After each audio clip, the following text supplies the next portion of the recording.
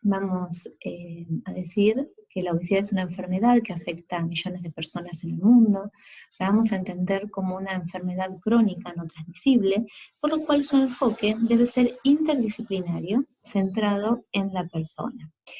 Veamos algunos números. Por ejemplo, los suministrados por la Organización Mundial de la Salud en el año 2016, en donde se puede ver que en la población mundial de adultos mayores de 18 años, el exceso de personas con exceso de peso era del 39%. Dicho esto con otros números, por ejemplo, sería que de 1.600 millones de personas con exceso de peso, 950 tendrían sobrepeso y 650 millones serían pacientes, personas con obesidad. Veamos los números a nivel local, a nivel nacional. Estos son los de la cuarta encuesta nacional de factores de riesgo, en donde podemos ver que el exceso de peso, entendido como la suma de sobrepeso y obesidad, el conjunto de sobrepeso y obesidad, pasa de 49% en el 2005 a en el 2018 61,6%, vale decir que trepó un 74%, realmente de una manera alarmante, no solo en nuestro país, sino que esto es a nivel mundial y especialmente en la zona de las Américas. Volviendo a nuestros datos, a los datos regionales, también tenemos los de la segunda encuesta nacional de nutrición y salud realizada en el 2019, y allí vemos que la población de adultos mayores de 18 años con exceso de peso, en las mujeres sería el 66% y en los hombres el 70%, con esta distribución a nivel poblacional. Muy bien. Entonces, volvemos al concepto que tenemos que entender a la obesidad como una enfermedad crónica no transmisible, entendida de manera semejante como otras enfermedades crónicas, como son la diabetes, la hipertensión, ¿sí? Eh, Realmente es muy, muy prevalente y sus complicaciones son complicaciones crónicas que se reducen o desaparecen tras pérdidas pequeñas, ¿sí? Pero sostenidas en el tiempo de peso, en pérdidas del 5 al 10%. Entonces, bueno, aquí está el gran desafío poder mantener ese peso saludable. ¿Mm? Entonces, vamos a entrar ahora sí a hablar del tratamiento y pensar entonces de esta forma. Hay que entender al tratamiento de la obesidad como un tratamiento longitudinal en el tiempo. Esto será un proceso longitudinal y sostenido en el tiempo que va a requerir de diferentes instancias en donde habrá que intensificar el tratamiento. Ya vamos a volver a ese concepto. No quiero dejar de mencionar que existe fuerte evidencia en diferentes estudios, como por ejemplo el Lookahead, en cuanto a duración e intensidad del tratamiento y qué sucede en el tiempo con estos pacientes, ¿no es cierto? A mayor pérdida de peso inicial, mayor duración de la pérdida de peso posterior. Entonces, es importante centrarnos en el paciente, pensar en el tipo de tratamiento con el cual vamos a comenzar y pensarlo y planificarlo a lo largo del tiempo. El control de peso, entonces, para los individuos requieren un plan de por vida. Es un proceso dinámico en el cual ambos, el paciente y el médico, disponen y evalúan los objetivos periódicamente y emplean varias estrategias para lograrlos. También tenemos que tener un enfoque más ampliado y pensar en el paciente y el equipo interdisciplinario. El abordaje realmente de esta enfermedad debe ser interdisciplinario. Entonces, vamos a pensarlo de esta manera. Intensificado por momentos, es decir, longitudinal en el tiempo, y que contará con instancias en las cuales va a haber que intensificar el tratamiento para poder lograr tener o llevar al paciente a el peso saludable y que lo pueda sostener en el tiempo, ¿no es cierto? Al diseñar el plan de tratamiento en la obesidad debemos tener en cuenta una evaluación individualizada del paciente, el desarrollo de las habilidades del mismo, objetivos del paciente y también del equipo interdisciplinario en el tratamiento, objetivos consensuados de trabajo a mediano y a largo plazo, la etapa vital en la que se encuentra ese paciente, asegurar continuidad en los cuidados y gestionar el autocuidado del paciente. En lo que hace a adherencia, la OMS habla que no se alcanzan enfermedades crónicas ni al 50%, dato eh, no menor cuando estamos hablando que la obesidad es una enfermedad crónica y en donde poder lograr la adherencia de parte del paciente es fundamental. Y este es el panorama, o sea, a nivel de enfermedades crónicas se sabe que no se alcanzan al 50%. En lo que hace a tratamientos en enfermedades crónicas, pero farmacológicas, se sabe que cumplen entre un 50 y un 60%. El riesgo de abandono aumenta hasta un 19% cuando hay una comunicación inadecuada entre el paciente y el personal de salud en todo tratamiento de enfermedad crónica, ¿verdad? Si se pertenece, en el caso de la obesidad, a una familia disfuncional, se aumenta aproximadamente 4 veces el riesgo de no bajar de peso. Entonces, realmente es como para que entendamos la importancia de este abordaje interdisciplinario centrado en el paciente y pensado como un proceso longitudinal en el tiempo y que requerirá entonces sí de momentos de intensificación del mismo para lograr ese peso saludable y sostenerlo. 8 de cada 10 pacientes que inician un tratamiento para el descenso de peso lo abandonan antes de terminarlo, por diferentes motivos, por cuestiones que tienen que ver con el trabajo, con momentos de etapas en su trabajo, en la escuela, en el estudio, diferentes motivos que pueden argumentar, pero que por sí solos no son suficientes. Son complejas, digamos, las cuestiones por las cuales el paciente no va a continuar el tratamiento. Y es de vital importancia entonces que empecemos a entender eh, que son múltiples esas cuestiones y que es vital lograr la adherencia del paciente, ¿sí? En cuanto al tratamiento farmacológico, se ha visto que, por ejemplo, 5 días antes y 5 días después de visitar al médico, es mayor la adherencia y va disminuyendo hacia los 30 días después de haberlo visitado. De modo tal que cuando nosotros estamos frente a una intervención en este paciente terapéutica, bueno, también tenemos que elegir cuáles van a ser los momentos en los cuales yo voy a programar la evaluación del mismo para aumentar entonces la adherencia al tratamiento, ¿sí? Vamos a hablar de esta manera de adherencia al tratamiento y podemos ver que en la literatura médica ha habido como una gran variedad de definiciones con diferentes significados, diferentes alcances, ¿no es cierto?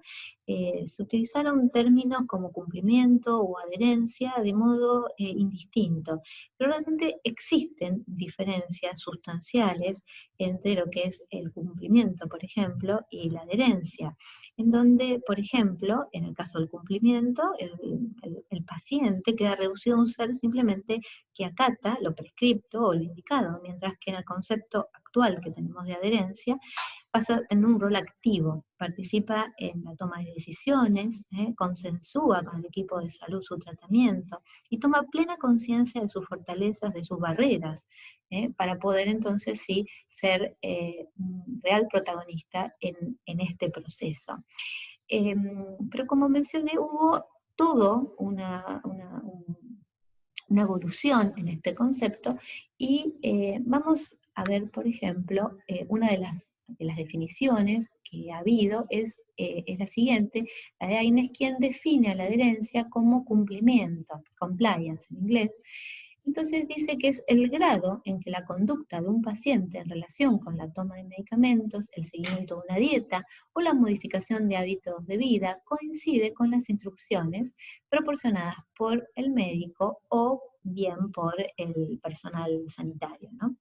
Esta definición lo deja nuevamente, como habíamos hablado antes, en un rol pasivo al paciente, ¿no es cierto? Él solo acata las instrucciones proporcionadas por el médico o por el personal sanitario, de modo tal que solo le queda obedecer, no se tiene en cuenta su iniciativa, su responsabilidad, las capacidades con las que cuenta el paciente para hacerle frente a su enfermedad y participar así de su tratamiento.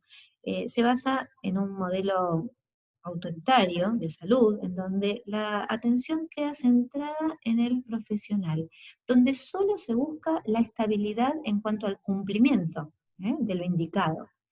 Este tipo de visión realmente es una visión que no lo toma como un proceso al tratamiento y, como dijimos, es una visión unidireccional. Se prescribe el tratamiento y el paciente obedece. Realmente en una visión unidimensional, ¿cumple o no cumple? Es totalmente reduccionista, ¿sí? Es un modelo autoritario en donde queda reducido e indefenso el paciente a acatar lo que se le dice. Y se va a decir que el paciente adhiere o no adhiere solo si cumple o si no cumple. ¿M? No se va a tener en cuenta todos los aspectos subjetivos que tiene el paciente, como son sus motivaciones, sus miedos, el sistema de creencia, la percepción que tiene a la enfermedad. ¿M? Y bueno, esto ha ido evolucionando y vamos a hablar también de otra de las definiciones que es la en el 2004 hizo la Organización Mundial de la Salud, donde dice que es el grado en que el comportamiento de una persona, tomar el medicamento, seguir un régimen alimentario y ejecutar cambios del modo de vida se corresponden con las recomendaciones acordadas de un prestador de asistencia sanitaria. En esta definición, el tratamiento no solo se limita a lo farmacológico, sino también al cumplimiento de otras recomendaciones, como son adoptar los cambios de estilo de vida saludable, cumplir con la toma de medicación, asistir a las citas, etcétera, ¿no? Otros aspectos a destacar es que amplía el concepto de quién es el que propone el tratamiento como prestador de asistencia sanitaria, involucrando así a otros actores en el cuidado del paciente y quienes también tendrán un rol activo en este proceso. Como tal que la adherencia no hace referencia solo al paciente, solo al médico, sino a un sistema conformado por el paciente, el equipo interdisciplinario y el sistema de salud.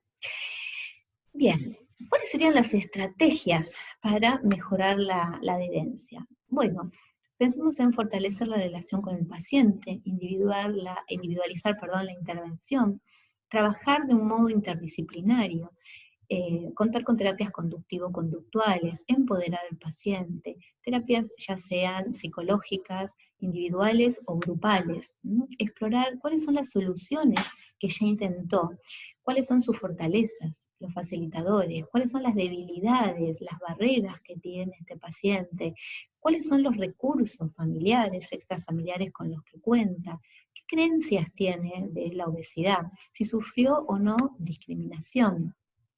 Es importante acordar con el paciente un plan a largo plazo, pero también a corto plazo, y definir problemas, problemas que eh, hay que ir resolviéndolos y de manera consensuada con el paciente. ¿Cómo podemos mejorar la adherencia? Bueno, manteniendo una actitud empática, educación para el automanejo.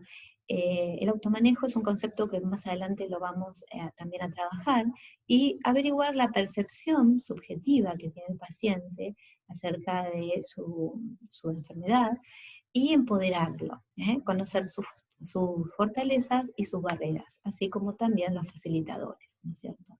Ofrecerle educación para el automanejo. ¿Por qué? Porque realmente es difícil que una persona pueda hacer lo que no comprende. Entonces es vital que reciba educación en lo concerniente a su condición o enfermedad en este caso la obesidad. Habría que explorar también, digamos, qué adherencia tiene el paciente al tratamiento de la obesidad. Entonces, podríamos utilizar algunas preguntas, como decirle, ¿cómo puedo ayudarlo? ¿Qué le molesta más de la enfermedad? ¿Qué es lo que, perdón, qué es lo que más le cuesta? ¿Qué es lo que más le molesta? Y de esa forma empezar también a tener una escucha activa, ¿sí? Con el paciente, explorar y saber cuáles son las dolencias, es decir, la percepción subjetiva que tiene de la enfermedad, cuál es su sistema de creencias, la red de contención que tiene este paciente. Como dijimos siempre, explorar sus fortalezas, debilidades, averiguar cuáles son los facilitadores, cuáles fueron las soluciones intentadas, las creencias personales y de la familia respecto de la obesidad, y si sufre de situaciones de discriminación. En cuanto al contacto con el paciente, es muy importante que podamos mantener una comunicación estable con el paciente. Este es un estudio muy interesante en donde se había visto se vio en este estudio que mantener un sistema de control continuo, monitoreado del peso, lo hacían los profesionales o bien a través de teléfono, a través de internet, y que ayudó a mantener el peso frente a los que no siguieron ningún método. Entonces, es interesante ver cómo realmente el que uno pueda estar en contacto, ya sea con citas acordadas o con recordatorios, valiéndonos hoy en día de la conectividad, es muy importante que el paciente tenga esa posibilidad de asegurarle la continuidad y tener aparte diseñado y pensado un método, no que sea algo espontáneo, no pensado, no ideado, hay que diseñar esa, eh, ese plan, ¿no es cierto?, para mantener el contacto. Debemos también, para mantener la adherencia del paciente, hacer modificaciones en cuanto a la conducta, y esto es muy, muy importante. Este es otro de los trabajos que les recomiendo si lo quieren también leer. Es importante mantener la adherencia con actitud positiva respecto al cambio, mantener una vida activa, una dieta ordenada, evitando picoteos, saltearse comidas. Eh, es importante que el paciente se sienta escuchado, comprendido, y no desde un lado del reto, sino desde una actitud de empoderarlo al paciente de todas sus capacidades, lo que sí puede hacer, tener una actitud positiva y guardar una actitud empática con el paciente es muy importante. Y ahora nos vamos a adentrar en este concepto que es el automanejo. Lo vamos a entender como la capacidad desarrollada por el paciente para tener un rol activo en el cuidado de su salud. Entonces, el abordaje va a ser centrado en el paciente y teniendo en cuenta sus esferas biológica, social, emocional y psicológica. ¿Cómo podemos apoyar el automanejo? Bueno, lo podemos hacer individualmente, en el contexto de una consulta clínica, por ejemplo, grupalmente, en el marco de la atención de la salud, o desde acciones comunitarias, a distancia, mediante el teléfono fijo móvil, mediante recursos innovadores como son, hoy día contamos con las páginas de internet, correo electrónico, mensajes de texto, redes sociales. Entonces, es importante que mantengamos el contacto con nuestro paciente. ¿Qué recursos tenemos para apoyar el automanejo en el paciente con obesidad? Bueno, para apoyar entonces al paciente en su automanejo, debemos establecer objetivos de trabajo a mediano y a largo plazo y consensuarlos con el paciente. Desarrollar habilidades para mejorar el control de la enfermedad, asegurarle continuidad, como dijimos, en los cuidados. Tiene que estar planificado esto, y la planificación tiene que ser realista, consensuada, ¿sí?, con el paciente y con su entorno. Apoyarlo en la gestión del autocuidado desde un rol siempre proactivo del paciente. Con entrevistas motivacionales, terapias conductivo-conductuales, mindfulness, grupos de apoyo, la conectividad de la cual nos tenemos que valer, redes sociales, virtuales, ¿sí? Estos recursos, entonces, de apoyo se pueden poner en práctica con entrevistas motivacionales o también con la estrategia, que es la intervención, por ejemplo, otra estrategia es la intervención de las 5A: averigüe, aconseje, ayude, arregle y acuerde. Muy bien. En cuanto a las aplicaciones, hoy día las aplicaciones móviles es otra herramienta que tenemos que tener en cuenta, ¿no? Cuando hablamos de ellas nos encontramos frente a un grupo sumamente heterogéneo, en donde vamos a ver que van a ser creadas con diferentes y determinados objetivos. Por ejemplo, diagnóstico, información, monitoreo, buenas prácticas, comunicación, tratamiento, promoción, prevención de la salud, pero también van a estar destinadas a distintos tipos de usuarios: profesionales sanitarios, enfermos, crónicos, agudos, grupos específicos de la población sana. O sea, realmente vemos que por un lado son un grupo totalmente heterogéneo y con diferentes fines y también dirigido a una diferente calidad de, digamos, grupo heterogéneo, me refiero, de usuarios.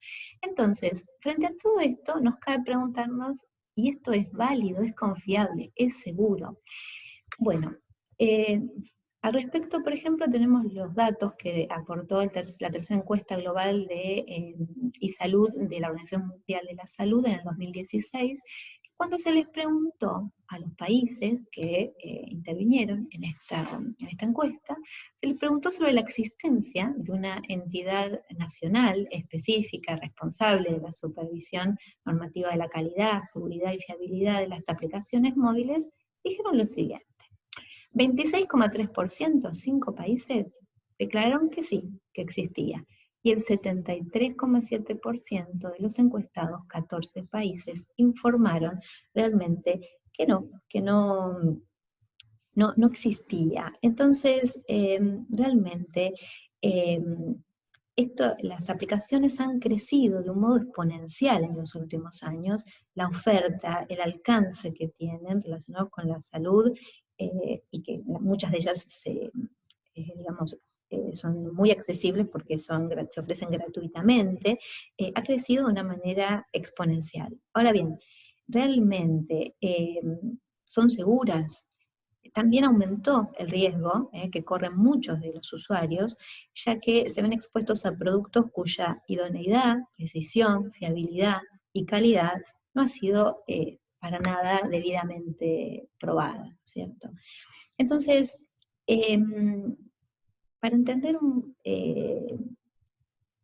la complejidad de donde realmente estamos nosotros parados frente a esta situación, vemos que es muy, muy importante que trabajemos sobre la adherencia, sobre el automanejo del paciente, de su enfermedad, que tenga un rol activo, que nos centremos en el paciente, que esta atención, este modelo de tratamiento debe estar de forma interdisciplinaria. eh, este modelo de atención tiene que ser en el tiempo y formado entonces, sí, como dijimos, por un equipo interdisciplinario que trabaje activamente con el paciente, que consensúe su tratamiento. Tenemos que entender entonces en el abordaje de la enfermedad que hay varios actores. Siempre la atención va a ser centrada en el paciente, pero los actores que tienen que relacionarse son el equipo interdisciplinario, el paciente con sus barreras, con sus fortalezas, con sus facilitadores, la comunidad, la familia, el sistema de salud. De modo tal que, a modo de conclusión, es evidente, como dijimos, que son múltiples los factores que intervienen en lograr la adherencia en el tratamiento de la obesidad, para evitar así la reganancia de peso, constituyéndose en un verdadero desafío. Y recordando entonces que el abordaje debe ser longitudinal en el tiempo, debe ser intensificado por momentos para alcanzar objetivos saludables, como dijimos y vemos en este gráfico, centrado en el paciente, teniendo en cuenta su sistema de creencias y valores, reconociendo sus fortalezas y barreras al tratamiento, propiciando de manera empática una aproximación al conocimiento de la enfermedad, acompañándolo en el proceso de educación que le permita reconocerse como protagonista en el tratamiento de su enfermedad, adhiriendo hacia los cambios de estilo de vida, medidas farmacológicas, interactuando con este equipo interdisciplinario para desarrollar todas sus capacidades, las que le van a permitir entonces lograr el control de la enfermedad, donde nosotros vamos a poder lograr este desafío, ¿no es cierto? Evitar la reganancia de peso, pero entendida desde esta óptica. Creo que al momento, al día de hoy, esta es la forma de pensarlo y de abordarlo. Y simplemente para poder terminar, quiero decirles como esta bella ciudad en el mundo, Florencia, tiene ese Ponte Vecchio que pudo unir a la ciudad frente a este gran desafío que supone el tratamiento de la obesidad y evitar así la reganancia de peso. Creo que nosotros tenemos que tender esos puentes para lograrlo, ¿no? Así que, bueno, un gusto compartir con ustedes y bueno, espero que podamos también charlar en otra instancia, ¿sí? Bueno, un gusto y muchísimas gracias.